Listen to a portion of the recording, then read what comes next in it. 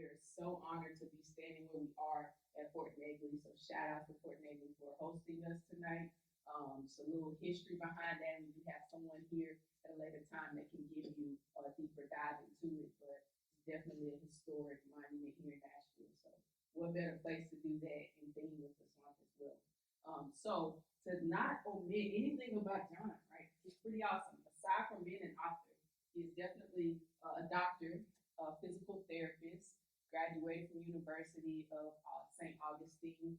He's not a native of Nashville like myself, but that's all right. He's been here long enough to claim it, I guess. He's from Florida, so Florida boy in the building. I know they built a little different. His passions are still intact with sports, music, and writing poetry, which we share in common. As a poet myself, I do perform locally, so I appreciate that about him. And as you dive deeper into his work, specifically the one we'll be talking about tonight, you'll notice it's a lot of poetic language in places you least expect it. So it's a little tidbit to look forward to there. But aside from that, he has previous works, which you can see here on the screen, Running for Planet Earth and Right There With You. So they are available for purchase out front, as many of you have seen and have already, copped a copy of that. Thank you. And the last thing I'll leave you all with before we get into the discussion about his debut thriller, Secrets from the Swamp, is that he aims to impact the healthcare field and literature while promoting creativity and healing, which is essential right now in this day and age and just overall in the human existence. So without further ado, I'd like to welcome Dr. Jon-Patric Nelson to the stage here. My brother. This is so Thank high. you. Yeah, it is. True. I feel like It's how you envisioned it, though, right? Man. It's all right. The conversation will be taught, so we did it there. All right. All right. All right. Cool. Well, John, thank you so much for even piecing all of this together and allowing us to sit with you and kind of pick your brain behind what all went into this work. I fan out every time I see you. But let's share a little bit more about the book itself and give people a little bit of context, a little bit of history behind you as an author, and what they can expect out of this. So let's pop it off initially, man, with what all goes into crafting a work for you as one that's done this a few times now, and not tiring out. What's your process? What does it look like as an author? First and foremost, I want to thank each and every one of you today that come out to support me. There's so much that goes into writing. You have to be vulnerable. And when you have people that come out and support you, it means so much. So I see each and every one of your face today, and I won't forget it, I promise. But I'm Jon-Patric Nelson, and just to answer your question, writing, let's bring it back to when I was 6 years old. I think it starts with poetry. I remember when I was 6 years old, my brother, he was really into hip hop. So, 99, 2000, you guys know when that transition, the Hot Boys, Lil Wayne, who else? All of the hip hop legends, even the one prior to 99, 2000, like Biggie and Pac. And one thing that really stood out to me was when I opened those CDs. If you were born after 2000, you probably don't really know what I'm talking about. But on those CD players and those cassettes, you take out that front where you can go and read the lyrics. And when I read the lyrics, I understand that it is poetry. That's what it was. So it's the art of storytelling, and that's where I started. And I kept going. I kept writing poetry at the age of 8, 9. I started even rapping. I thought I was going to be a rapper at one point. One of my first songs was called Big Timers. So I started with that. And fast forward to high school. High school, I fell in love with reading. And one of the first books that really touched me, like on a deeper aspect, and made me want to write was this book by this gentleman, right? It's called, what's the name of the book? It's called, it's gonna come to me. He has a few books, but this one specifically, it makes me want to holler by Nathan McCall. If no one has ever read that book, go ahead. It's very raw, it's very straight to the point. And when he wrote that book and I read it, it resonated with me so much. At that point, I said I wanted to be a writer. And through college, I started writing a little bit more. I did like essays, and this young lady reached out to me. She said, "You need to write. You need to go out. You need to put your story out for others to hear a little bit more about what you do. Because one day I think you could make it on the big stages." Well, I'm still writing, and what goes into writing is you have to be vulnerable. Each one of my stories is a part of me. Each one of the character I draw not only for myself but the people surrounding me, and it takes a lot.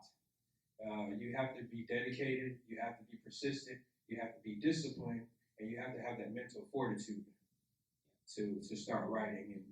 And that's the basis of it. It's kind of like running, but you're using your brain.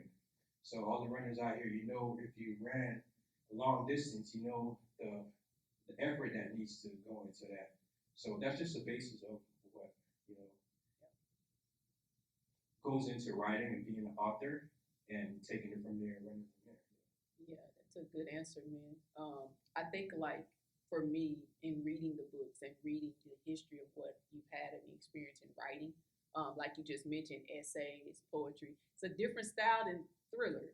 So why thriller this time versus maybe prior to your YA and others? There's just something fascinating about thrilling, about turning the pages on a book. And I never thought I would ever write a thriller. But this gentleman named S.A. Cosby, I read a few of his books, and I met him a couple of times as well. And I was so enthralled with his writing so much that I felt like thriller is something that I can do. I felt like it just pops off the page, and it's a genre that just keeps you going. And I like the mystery aspect. I like the vigilante aspect. I like the Southern noir aspect. I like poetic justice, right? So poetic justice is essentially a story where the the good is rewarded at the end, and the bad is rewarded with punishment. I just like stories that are like that. So that made me want to go into thriller and dive deeper into that. And I like thriller movies, right? One of a song that really come to me is Michael Jackson Thriller. So that's why I wanted to like dive in. So Commonality there. So oh yeah, many different perspectives in that video. And in this book, you do switch up the POV. And many authors struggle with that. If y'all read any others that have multiple POVs, sometimes you can get lost in all of these different characters and their backstories. I think you did it in a well balanced way to where it doesn't stall the story, but it adds to the resolution. So if y'all somebody hate cliffhangers, don't expect that out of this because there are complete closes in this book. But kind of piggybacking off of what all you put into your works, you did make mention of the Calusa. And I had no knowledge of Calusa people in Florida.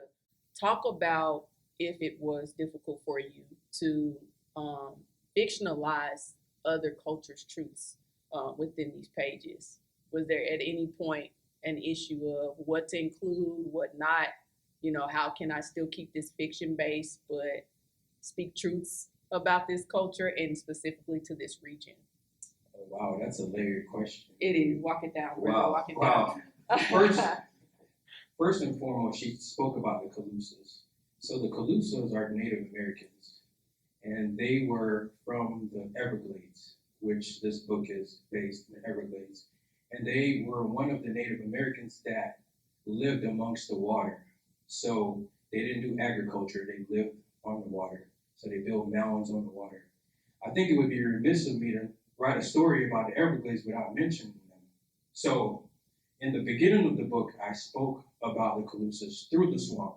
So the swamp is a character in the book. And I use personification to talk a little bit more about what the Calusas meant to this environment. And I think it was so important because even though it's a fictional book, there's a lot of truth in fiction, right? We take a step back, and I wanted my book to be truth but fictionalized, right? Not so fantasy or so far out that it doesn't even make sense to us. But I started with that, and it's not hard for me because I think we all come together as one. And if we sit down, we really listen to one another, we are able to tell other story. It might not be what something that I went through personally, but being able to tell the story the right way, right? Not telling a false narrative, because I see that's something that sometimes is misconstrued, and sometimes the narrative that is put out there doesn't align with what's really going on. So, through reading, through deep research, through analyzation, I feel comfortable in telling stories because one of the biggest things for me is I'm not the only one, and my culture is not the only one. So in the book, I intermingle different cultures, different things that people from different walks of life have been through. And I think that's important to make my book all encompassing. However, speaking about from my point of view, the individuals that I raised or I'm growing up with, or the people that I've intermingled with, telling their story as well. Because that's so important for me as an author to use my book as not necessarily, I don't have the power, but through my books, maybe I can facilitate or encourage someone to do something. And if my book has power, then maybe I have power too, right? So telling their story would bring you closer to it. Maybe that's something that you didn't know, or something that you can empathize with. Because sometimes I feel like there's information that's misconstrued or left out. So that's why I took it up on myself to say, hey, I'm going to write a book that encompasses all these other culture. I'm going to weave it in to the fictionalized aspect, which is the toughest part of it, right? Because you don't want to. One of my biggest things when I write my books, I say in the beginning, like, this is not about anyone I know personally. Because sometimes you try to tie yourself to these books, or maybe a close relative try to tie themselves to these books. But this is just for me. I'm not trying to target anyone. I'm not trying to make someone feel lesser of themselves. And it's just art. And it's deep. It's art deep within myself. This is like the most vulnerable that I've been to a vast amount of people. There's people in Germany that have my books. There's people in Canada that have my books. There's people that's buying it and diving into it. And they get to know a little bit more about what's going on within me and my mind. Yeah, no, that's good, man. That's really good that you can draw from so many different places. Speaking of which, your origin is based in Jamaica. Yeah, mine. Patois speaking a little bit. I don't even know if I said that right. I'm too country to pull certain things off. But I'd be remiss to not ask you first and foremost if any of your people are good through this gap, man. I see what's happening in Jamaica right now. Thoughts and prayers definitely with your family. They have been impacted. But before I move on to my question, are they good? Oh yes, my family is good. Okay, cool. Well, how do you draw from that background when you go into crafting your characters? Because it's the most diverse book I have seen in a minute in this particular genre too. And he knows I'm not a fan of thriller. I'm not a fan of. Listen, I'm just now getting on the sci-fi romance wave, okay? And I think it's just allowing me to break up the monotony of my day a little bit. But this thriller was super diverse, more than the others I've encountered, and not just from an ethnicity standpoint, but just the formation of the characters themselves. They're fully developed characters and plot. So how do you draw maybe from your Jamaican background, or even spending time in Florida? I know this is based in Florida. Maybe old adages from each culture and being in those environments. Like, what does that look like for you? Well, all of my books have an eclectic, amount of different people from different societies, different background, and so forth. And you would be surprised because that book out there called Right There With You, that one is even more culture. There's so much more into it. This more specifically from my heritage or from being from Jamaica. This book doesn't really have anything about Jamaica, but Right There With You do. And speaking in the native tongue, that's something that is also important. The dialect is true as well. And kind of what I was saying from the previous statement that I kind of stated is like, it's so important that you put on where you're from. So even in my books, it's so important. So even in the beginning, I tell people I'm from Jamaica. I wear it on myself. Even in the characters, and I think it's so important because, like I stated, the culture is so important. That's where I'm from. The vegetation, the background, the sun, the land, the plants, the beautiful skin. That's one of the most important things. Even if you go back to Right There With You, my second book, the colorful book, right? There's this young lady in there and her brother, and her name is Amara, and her brother's name is Walker, right? And one of the biggest things that she battled with was her visual appearance. And being a young black woman, sometimes it's hard to look at yourself in the mirror and say, hey, I'm enough. So I'm not only speaking from my viewpoint, I'm speaking from others that I've listened to. So I can see that's something from my culture. Sometimes you feel like because your skin tone is not as light or your eye color is not as bright, that you don't mean anything. And through the books, that's something I've noticed in my culture, but also creating a solution with that, right? Having the other characters letting that individual know that, hey, no, you're beautiful. The way that mustard sweater contrasts with your skin tone, it pops, you're a sunflower, right? And sometimes you need to know that. And having these conversations with people from where I'm from, uh, have listening to the music, the dialogue, and even the authenticity behind it. And one of my other book, which is unreleased as well, there's a janitor, and he's from Jamaica, and his patois is so good that even other characters don't even know what he's saying, but they understand his energy, right? Sometimes you can't even understand what someone's saying, but that energy that they bring to you, and that's what my culture does. They bring that energy, that togetherness. They bring that room, that music, that reggae, that vibe. So even now that we're in a space where Jamaica is going through this turmoil, I don't know if you've seen videos, they're still happy. They're still grateful for life. The little things that they do have mean so much. And in my book, I talk about that family and togetherness and friendship. And it's everywhere, right? It's even in my first book as well. So I don't go anywhere without talking about my culture, the togetherness, and the background where I'm from. Well, and I think you kind of hinted on this in a previous conversation with you when I was like, bro, what is JIT? Because I'm new to that.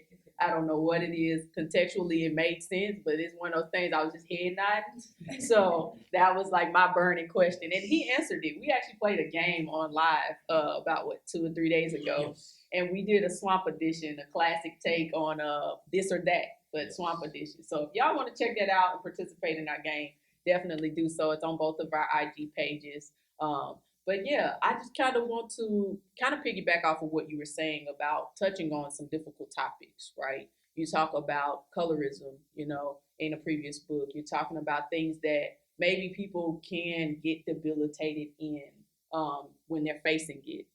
In this book in particular, grief is a topic, right? But one of my favorite lines, because this is the season I'm in myself, is grief, unfortunately, is where you stated, pull it up because I want to get it right.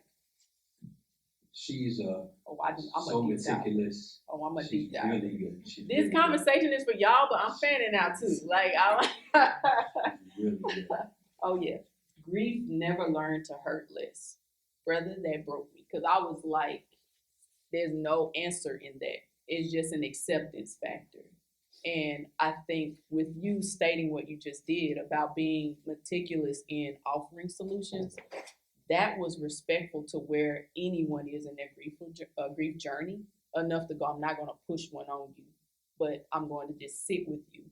And I know you probably didn't think of it that way, and it probably wasn't that deep for you, brother, but it was deep for me in that sense.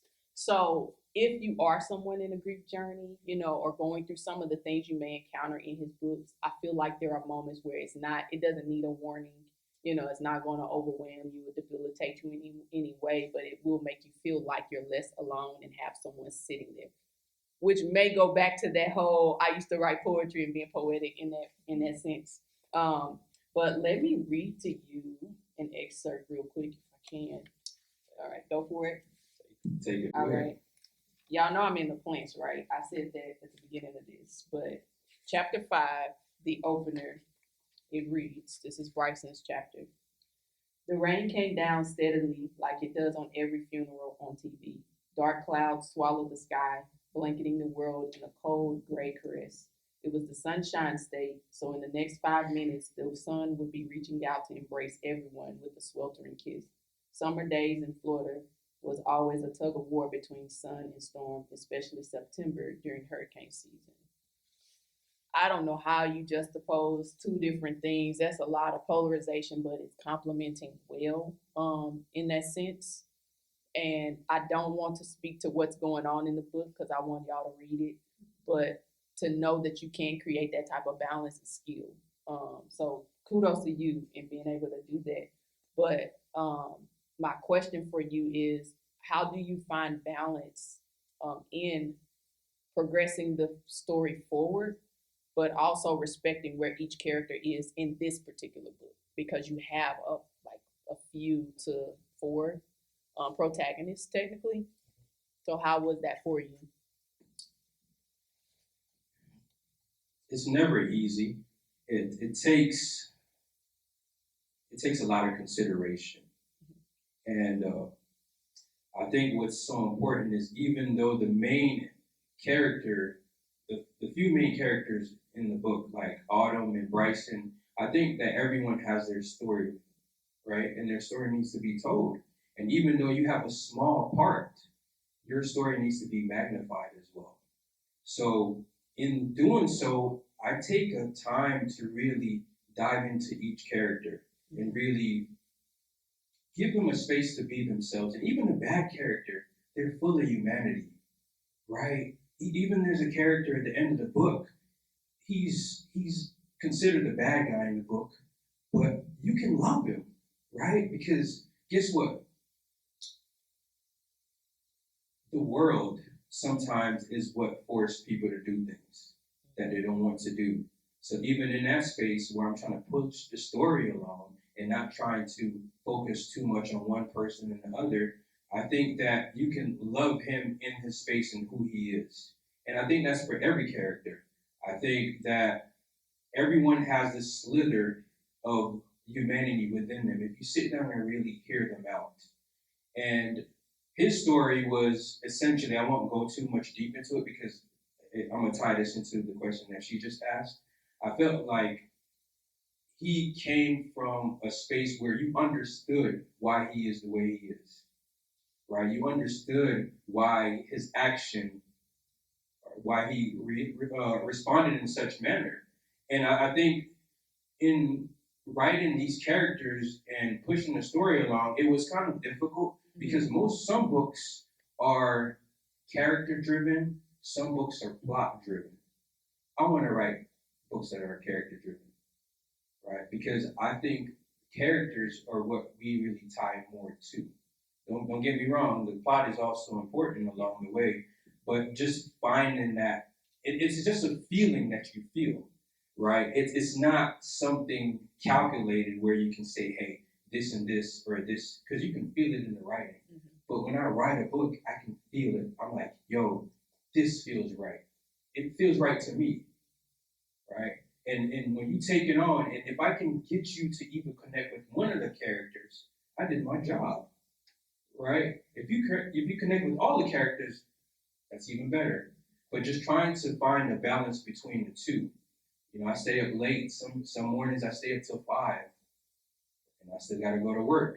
But just constantly just drafting at the draft until you come to that space. So that's a hard question because it's how I feel, mm-hmm. right? And when I feel it, when I feel the words and I feel the poetry and the 26 letters in the alphabet, we only got 26 letters in the alphabet. But think about how many stories are out there with those 26 letters, right? So finding different ways to put those letters into different formations to create these amazing stories and push the plot along, I think it's something that you just got to be in the gym with me.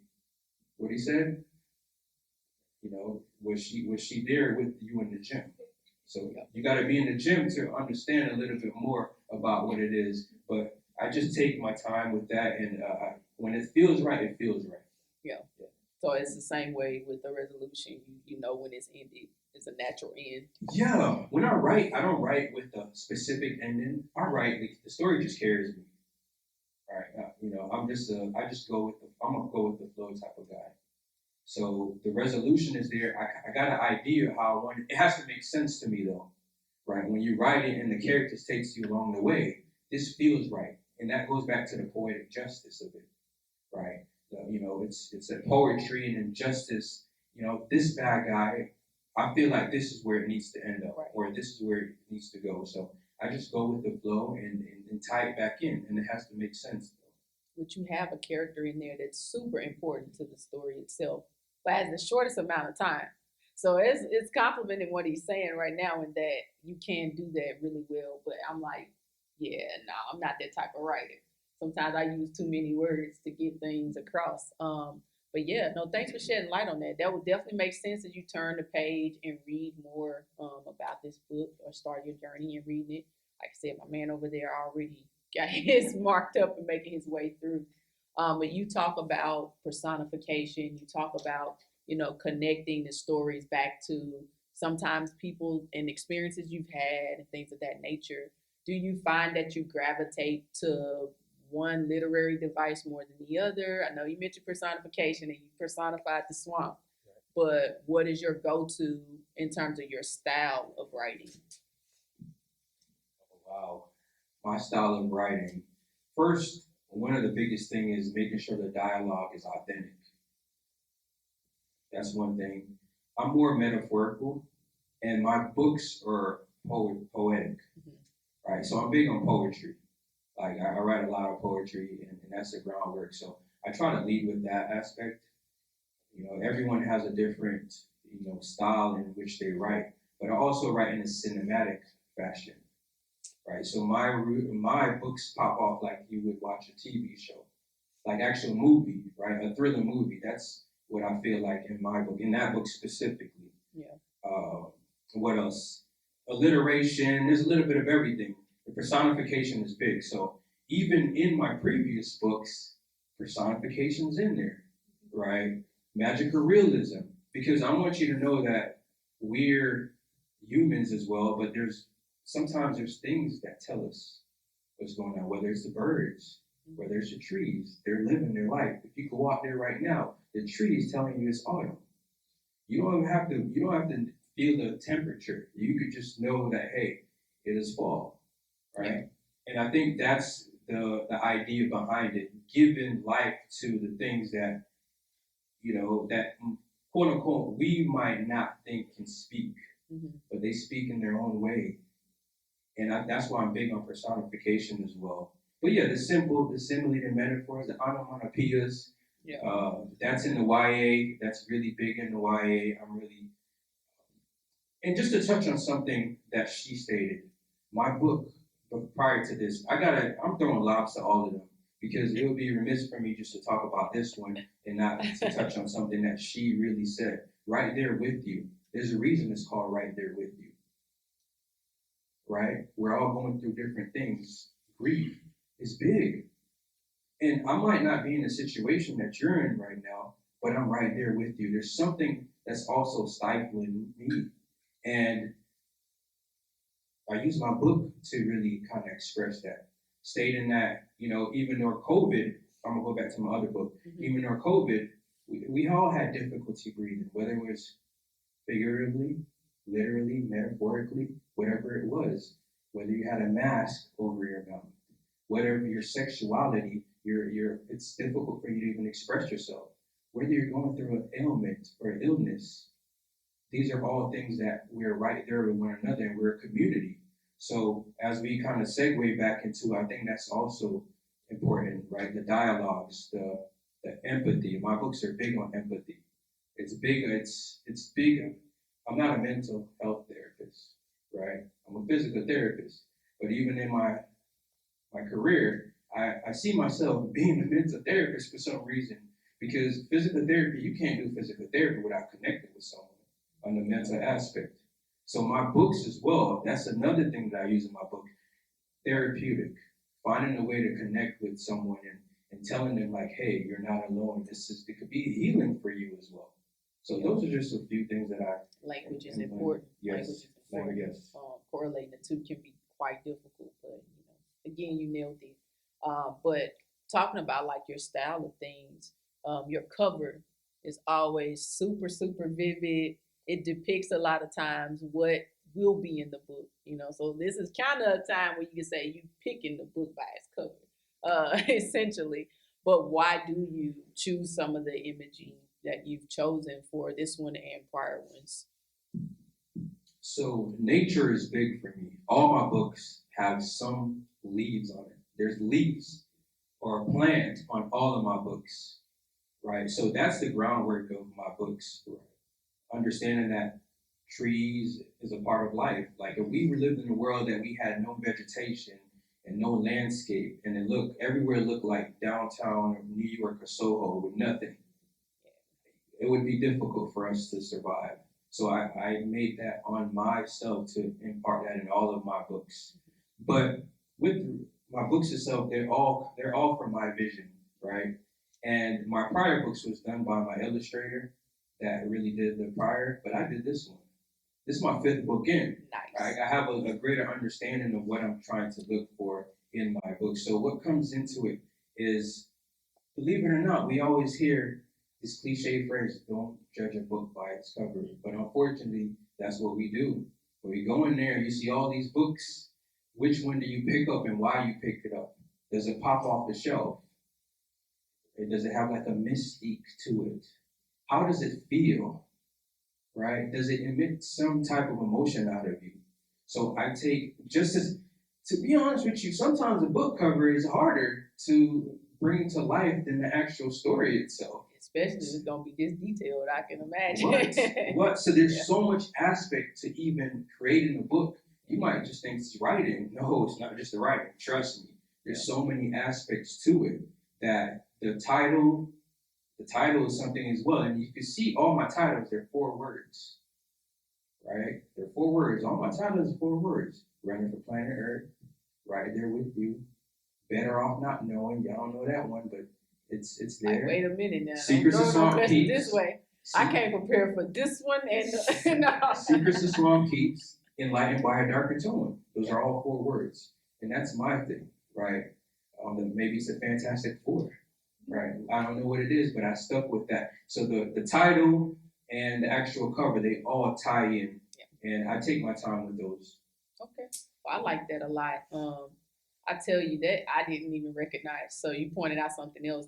But I also have the privilege of having a personalized note on the inside of this. That blew my mind because I go to the author signings. As John knows, actually how we met at Jason Reynolds signing at Parnassus. So it was truly, I feel like God sent. But having a personalized note typed at that, I'm like, when did this brother have time to type out a note and then personalize it in that way? I got the official signature today though. But yeah, I'll be watching for that. That's a part of your style. That's cool.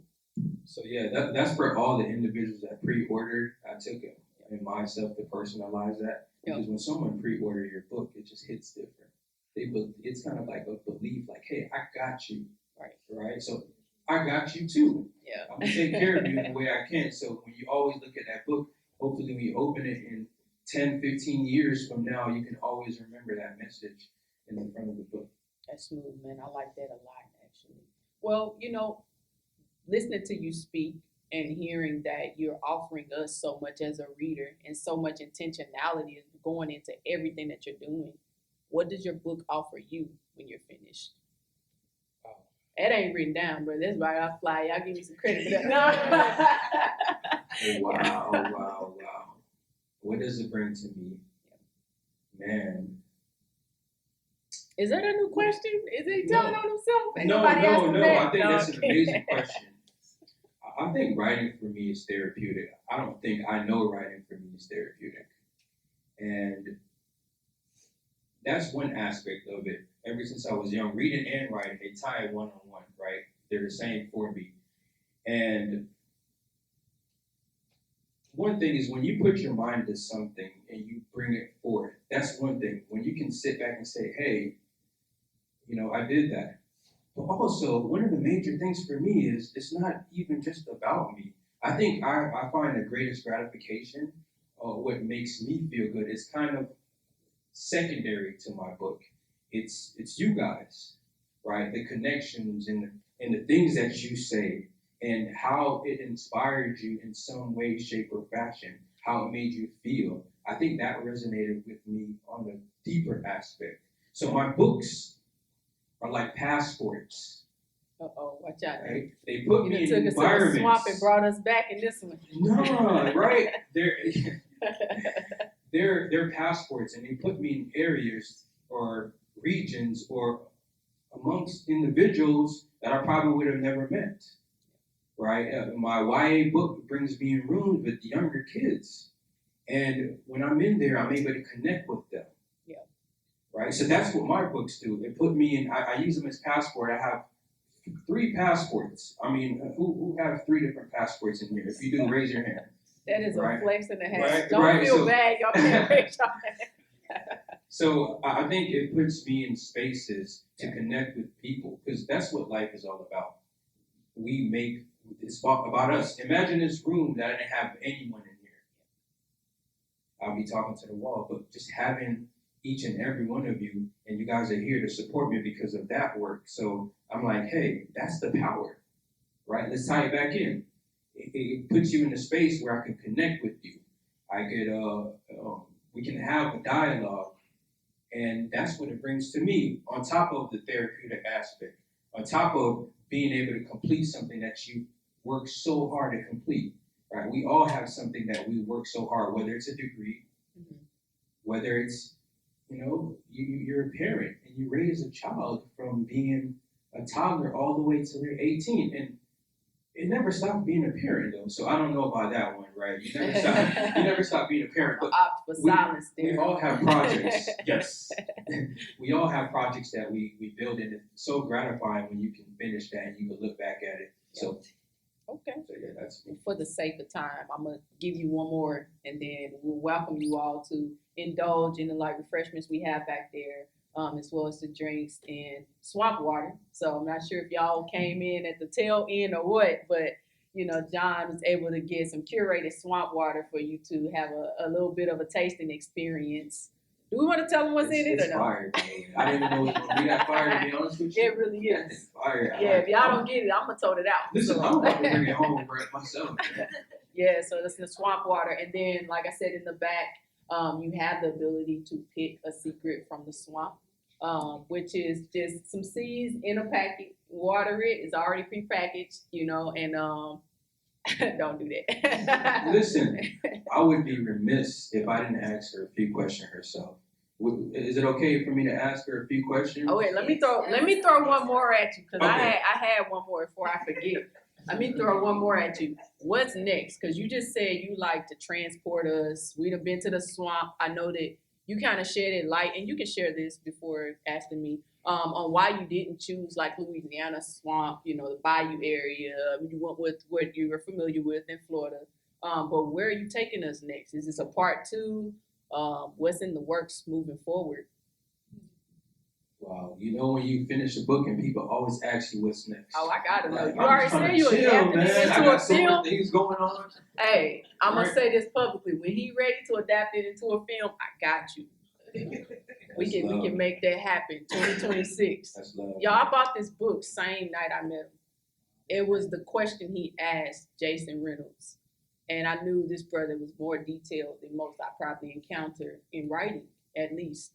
And he was sitting behind me, and what's crazy, it was straight magic that night because I was sitting beside Jason Reynolds' old high school teacher mom and her sister, and they're sharing stories about his childhood and his penmanship, how he goes about crafting stories. And then to turn into this brother saying he's an author, I'm low-key feeling a little discouraged because I've been writing the same YA for some time now. I'm at like 10,000 words, and I'm like being encouraged by the energy around me. And the question he asked Jason Reynolds was about a specific detail that people just kind of skip over. He's like, why do you dress in all black? Every single public appearance is in all black. And Jason Reynolds was taken aback by it. I'm like, this dude been paying attention. I noticed it too. Ain't nobody asked him, but I've been noticing it. And he been locked in for some years as a fan of this author. So we connected after that, and he told me he wrote and he was working on a thriller. He had a pre-order going. I just purchased it. And so we've been locked in since. But I do want you to answer that question, though, before we get off into drilling meat. Go ahead, rephrase. Say it again. What was the question? What's next? You already took us to the swamp. I know we went all the way around and came back. But what's next, brother? So I actually already have a couple work that's already done, to be honest with you. Okay. But I go with how I feel in the moment. I have a poetry collection. I have a mystery thriller as well.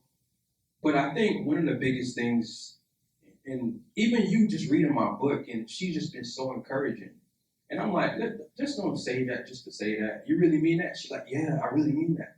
But I didn't. I don't put, sugar on crap. As I told you. So yeah, it's real, man.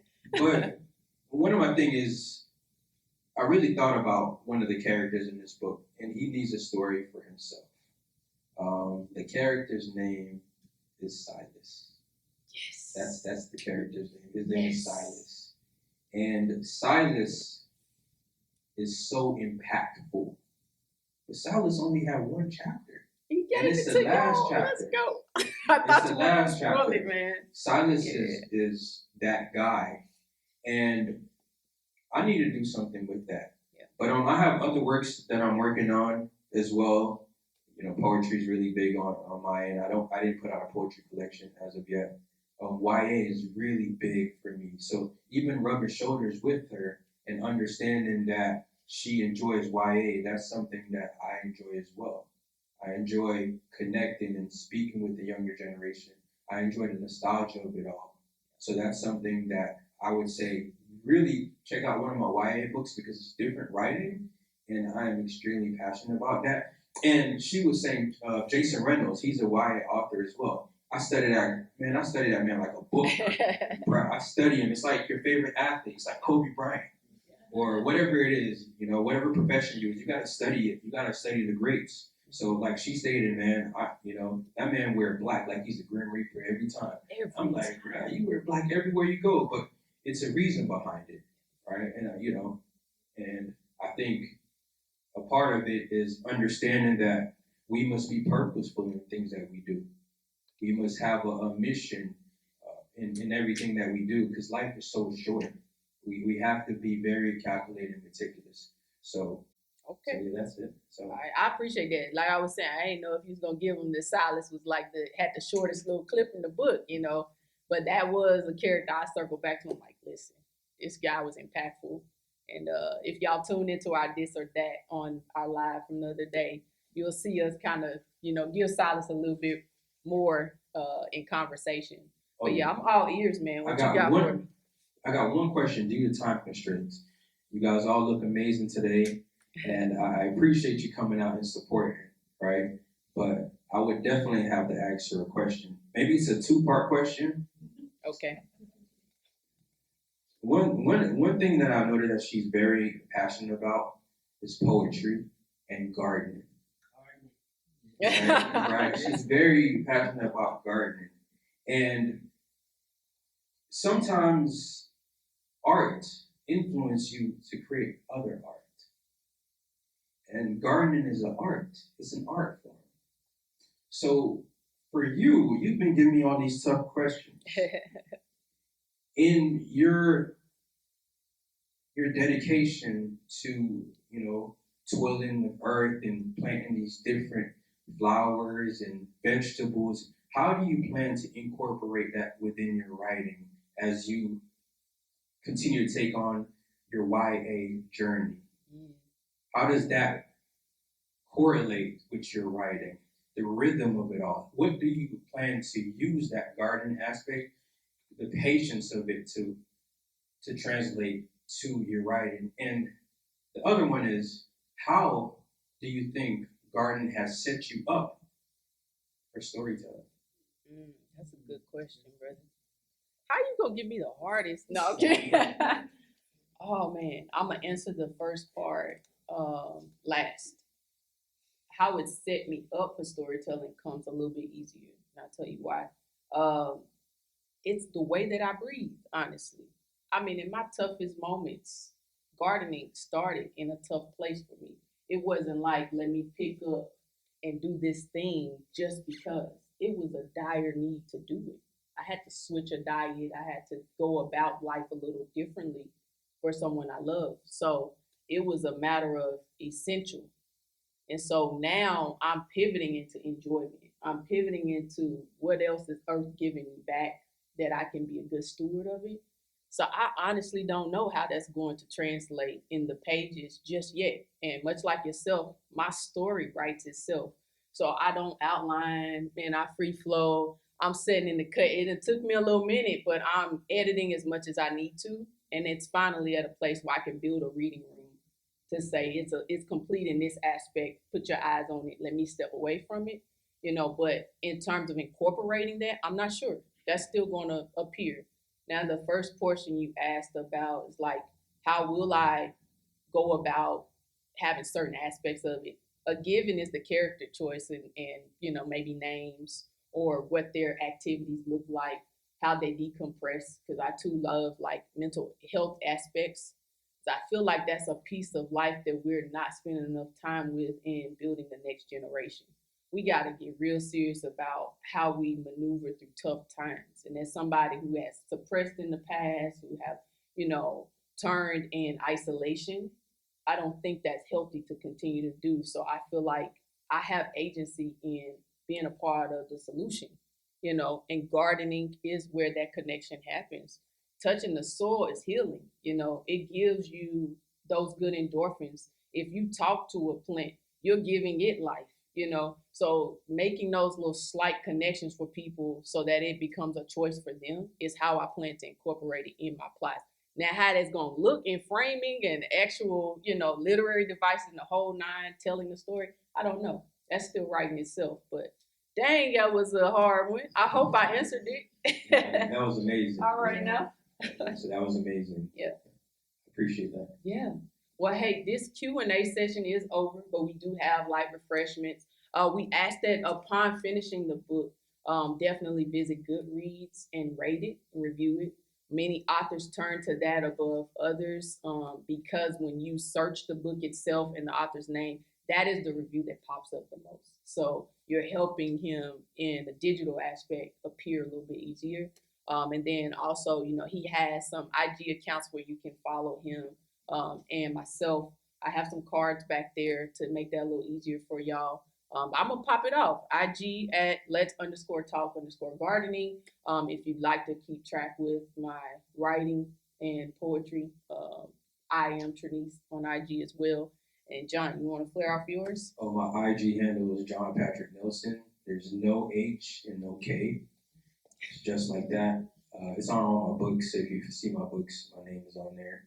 Check it out, follow, and be authentic with your reviews. For me, it doesn't matter. If you don't like my book, hey, it's all right. I'm not writing stories I'm writing stories for you really to resonate with it. And if you don't resonate with it, it's okay.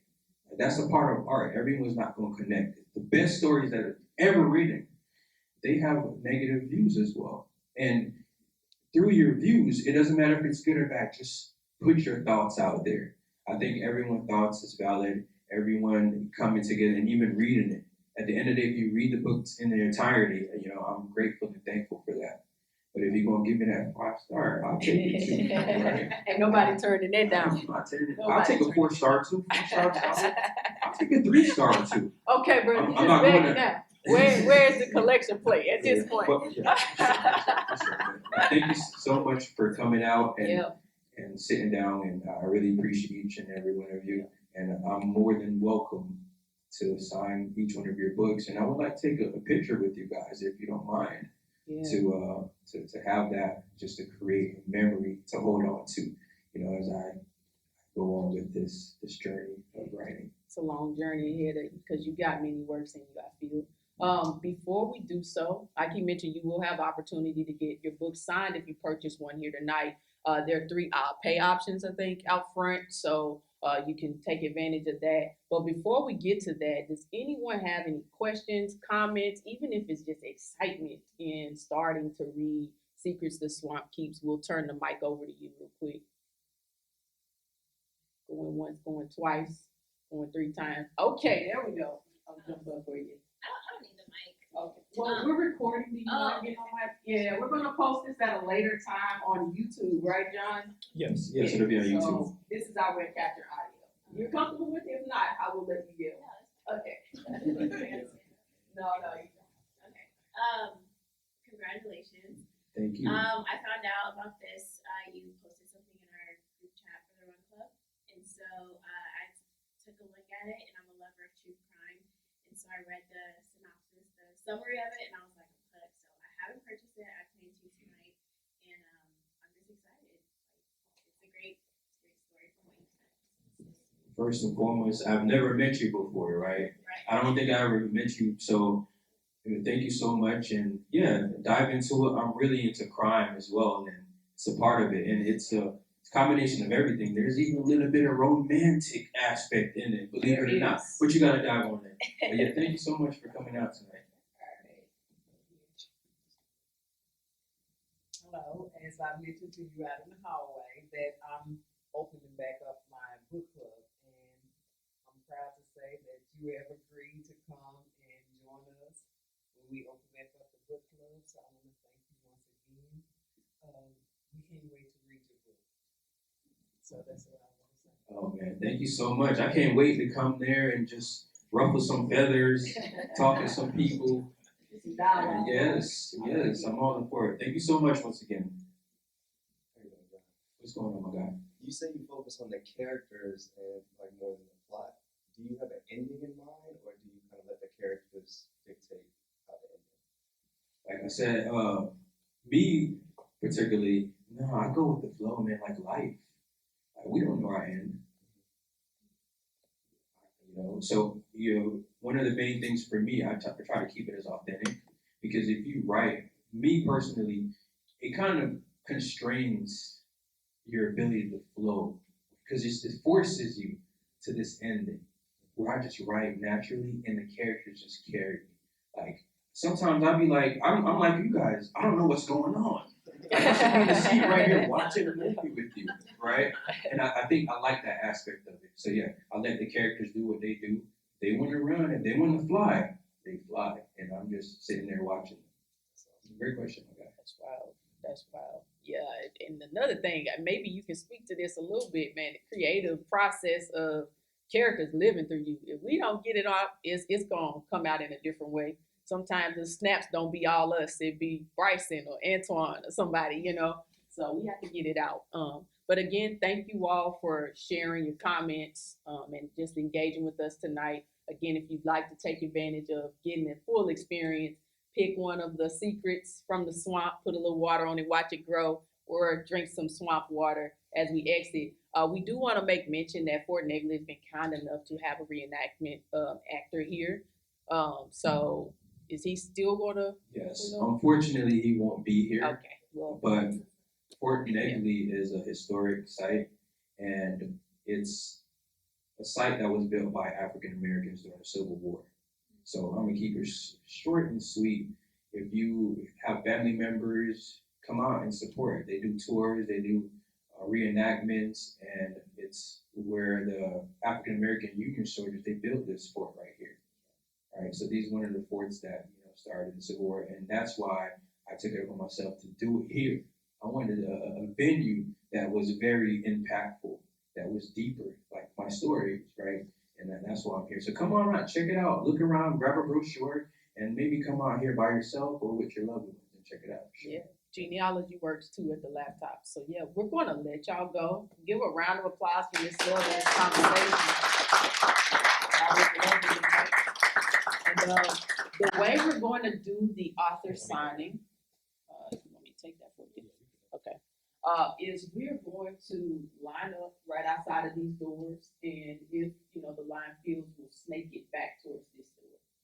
And you can take a photo, you know, get any last minute comments or questions out for John, and get your book signed. You also have the ability to take advantage of the light refreshments out there as well. Should be some plates, napkins, forks, you know the deal. Yeah. Thank y'all again for coming out.